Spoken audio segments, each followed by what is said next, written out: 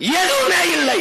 மூச்சை பேச்சாக்கி இந்த மண்ணிலே கத்தி கத்தி 36 லட்சம் வாக்கை பெற்று 3வது ஒரு கட்சியாக உயர்த்தி நாங்களே ஒரு கொடியை உருவாக்கி ஒரு கொள்கையை வகுத்து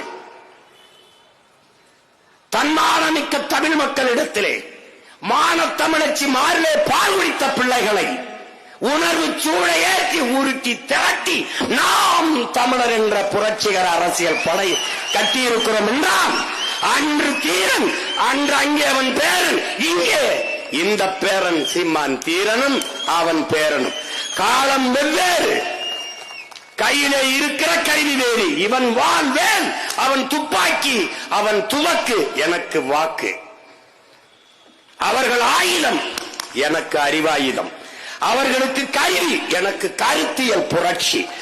நோக்கம் ஒன்றுதான், அடிமை தேசிய இனத்தின் உரிமை, விடுதலை, அதன் தன்மானமிக்க பெருமையோடான பெருவாழ்வு. இதுதான் எங்களுக்கு நேர் நிற்கிற கனவு. அதனால்தான் தீரனும் அவன் பேரனும்.